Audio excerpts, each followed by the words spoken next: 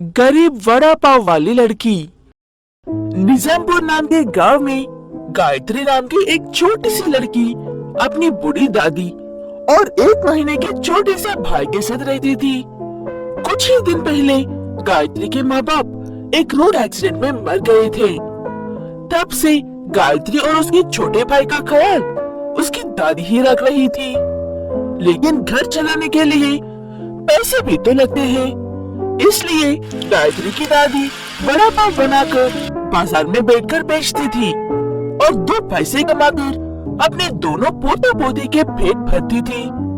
गायत्री घर पर ही रहकर अपने छोटे भाई का ख्याल रखती थी। गायत्री बेटा, तुम स्कूल क्यों नहीं जा रही हो? वैसे भी मैं वड़ा पाव बेचने के लिए शाम को जाती हूँ ना। तुम्हारे स्कूल से लौटने तक मैं छोटे भाई का ख्याल रख लूंगी। ऐसे तो आप काफी थक जाएंगे दादाजी। पहले ही आपकी तबीयत खराब रहती है और छोटे बहुत सताता है। ऐसे कितना कहने पर भी दादी अपनी बात को गायत्री से मनवाकर उसे स्कूल भेज देती है। स्कूल जाकर गायत्री बहुत अच्छे से पढ़ रही थी, लेकिन उसकी हालत दूसरे बच्चों से काफी खराब रहती थी। इसीलिए टीचर, बेटा गायत्री, क्या मैं तुमसे कुछ देर बात कर सकती हूँ? जरूर टीचर जी, पूछिए, आपको जो पूछना है। मैंने सुना है कि तुम्हारे माँ बाप नहीं है, इसलिए घर लौटने के बाद भी तुम्हें अपना छोटे भाई का ख्याल रखना पड़ता है और तुम स्कूल में भी कभी कबर नहीं है कि किताब खोलती हो। फिर भी तुम्हारे पास मेरे हर सवाल का जवाब होता है। कब पढ़ती हो तुम? टीचर जी, मैं कभी नहीं पढ़ती हूँ। जब आप पढ़ाती हो तभी अच्छे से सुन लेती हूँ। मेरे लिए वही काफी है। ये कहकर गायत्री वहाँ से अपने घर चली जाती है। घर पहुंचकर देखा तो गायत्री का छोटा भाई खूब रो रहा था। दादी कहाँ चली? दादी जी, दादी जी, छोटू रो रहा है, कहाँ पे हो आप? ये कहते हुए अंदर जाकर देखा तो दादी लेटी हुई थी और छोटू उनके पास बैठकर रो रहा था। पास जाकर दादी को उठने की कोशिश करके देखा तो वो मर चुकी थी। ये बात जानकर गायत्री भी काफी रोती है। कुछ देर बाद अपने भाई को चुप कराने के लिए खुद भी चुप होकर अपने भाई को चुप कराती है और बाहर लोगों को अंतिम कार्यक्रम के लिए बुलाने लगती है, लेकिन कोई भी उसकी मदद करने को तैयार नहीं था। चाचा जी, आप तो हमें काफी समय से जानते हो ना। मेरी दादी को दफनाने में मेरी मदद करो ना। माफ करना बेटा, लेकिन मेरे घर में छोटे बच्चे हैं, मैं इसी जगह पर नहीं आ सकता हूँ। गायत्री के हाथ में पहले से ही उसका छोटा भाई होने के बावजूद लोग उसे ऐसी बातें करके मना कर रहे थे। निराश होकर गायत्री अपने भाई को लेकर घर लौट कर आती है और खुद ही बड़ी मेहनत से गड्ढा खोदकर अपनी दादी को घर के पीछे ही दफना देती है। उस दिन के बाद से गायत्री की मुश्किलें और भी बढ़ जाती है। वो अकेले ही घर संभालती रहती थी और अकेले ही वड़ा पाव बनाकर बेच रही थी, वो भी अपने छोटे से भाई को साथ में लिए हुए। वड़ा पाव ले लो सब्जी, वड़ा पाव ले लो माँ जी, वड़ा पाव, ताजा ताजा गर्मा गर्म वड़ा पाव। ऐसे ही अपने रोते हुए भाई को समझाते हुए वड़ा पाव पुकारते हुए बस स्टॉप में, बाजार और गलियों में घूम रही थी। एक दिन ऐसे ही वड़ा पाव बेचते हुए गलियों में घूमते हुए गायत्री उसके स्कूल के पास जाती है और उसे ऐसे वड़ा पाव बेचते हुए उसकी टीचर देख लेती है और भागकर उसके पास आकर, ये क्या कर रही हो बेटा गायत्री? क्या इसीलिए तुम स्कूल नहीं आ रही हो? ऐसी बात नहीं है टीचर जी, मेरी दादी जी का देहांत हो गया है। ये कहते हुए गायत्री टीचर को सारी बात बता देती है। सब सुनने के बाद टीचर, मैंने भी कुछ दिन पहले ही अपने पति को खोया है। अब इस दुनिया में मेरा भी कोई नहीं है। लेकिन तुम्हारे साथ जो हो रहा है वो बहुत बुरा हो रहा है। अगर तुम्हें कोई दिक्कत ना हो तो तुम मेरे साथ रह सकती हो। मैं तुम दोनों को अपने बच्चों की तरह संभाल लूंगी। ये सुनकर गायत्री खुश हो जाती है और टीचर के साथ उनके घर चली जाती है। टीचर दोनों का बहुत अच्छा ख्याल रखती है और दोनों साथ मिलकर स्कूल जाते हैं। बच्चा हमेशा टीचर के साथ ही रहता था। ऐसे गायत्री और टीचर को एक परिवार मिल गया था और उस छोटे से बच्चे को एक माँ मिल गई थी। सब अच्छे से रहने लगते हैं। ऐसे ही एक दिन वर्षा बाग में खेलते वक्त उसे वहाँ पर एक 5 रुपए का सिक्का मिलता है। वो लेकर कुछ भी खरीदने के लिए दुकान में जाती है, लेकिन वहाँ पर किसी को लॉटरी बेचते हुए देखकर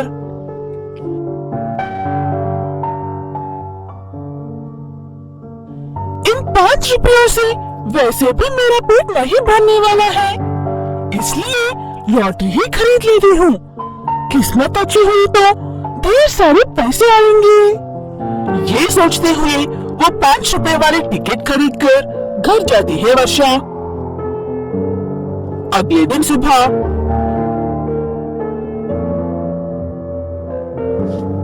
ओ वर्षा, क्या तुमने कल कोई लॉटरी खरीदी थी? वहाँ पर जीतने वालों का नाम बता रहे हैं, जाओ। वहाँ पर जाकर देखा तो उसकी 5 रुपए की लॉटरी में से उसे 1000 रुपए की लॉटरी लगती है। वो लेकर काफी खुश हो जाती है वर्षा।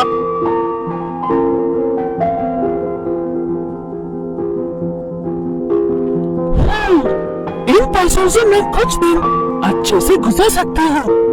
भूख की परेशानी के बिना और एक नया गाउन भी खरीद लेती हूँ।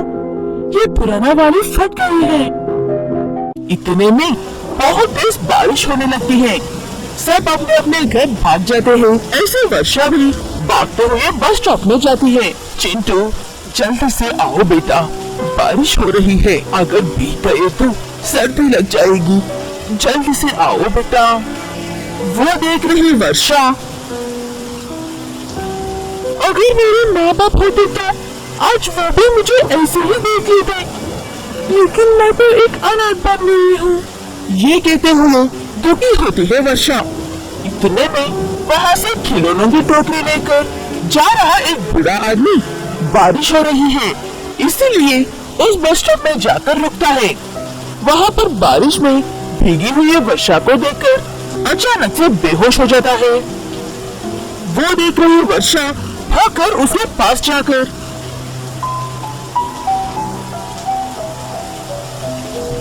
अरे दादाजी उठिए, कहीं आपको चोट तो नहीं लगी है ना? ये कहते हुए पास में खड़े लोगों की मदद से उन्हें अस्पताल में ले जाती है वर्षा।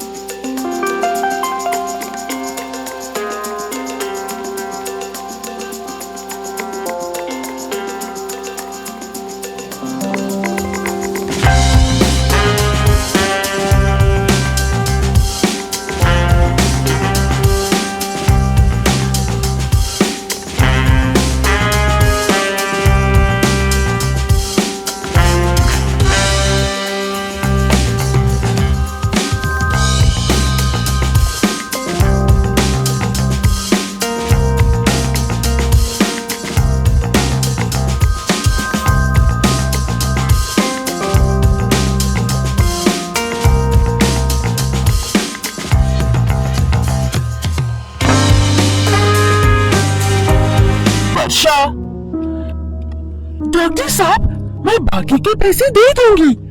अब दादाजी का इलाज शुरू कर दो, अभी आ जाऊंगी। ये कहते हुए उस खिलौनों की टोकरी में से सारे खिलौने लेकर हॉस्पिटल के आसपास में सभी जगह जाकर बेच कर आती है। ऐसे शाम तक सारे खिलौने बेचकर पैसे जमा करके डॉक्टर साहब के पास जाती है। आओ वर्षा आओ। दादाजी साहब को देखो कितने स्वस्थ हो गए हैं। कुछ दिन इन दवाइयों के इस्तेमाल करने से ठीक हो जाएंगे। अब डरने की कोई जरूरत नहीं है। तुम अपने सगे दादा की तरह ख्याल रखना इनका। अगर वो सच में मेरे दादाजी होते तो बहुत अच्छा होता डॉक्टर साहब। ये कहते हुए डॉक्टर के हाथ में पैसे रखकर रोते हुए बाहर चली जाती है वर्षा। तब जो कुछ भी हुआ सारी बात उस बूढ़े आदमी को बताता है डॉक्टर, और वो एक अनाथ है ये बात भी कहते हैं। उसके बाद वो बूढ़ा आदमी वर्षा को अंदर बुलाकर,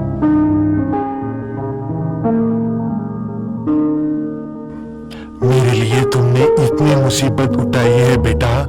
मैं तुम्हें उस बारिश में भीगते वक्त ही देखकर तुम्हें अपने साथ ले जाने की इरादा किया था, लेकिन इतने में ही ये सब हो गया। तुम्हारा बहुत बहुत शुक्रिया है बेटा। ऐसे मत कहिए दादाजी, आप उम्र में काफी बड़े हैं। तो क्या अब तुम मेरे साथ रहोगी?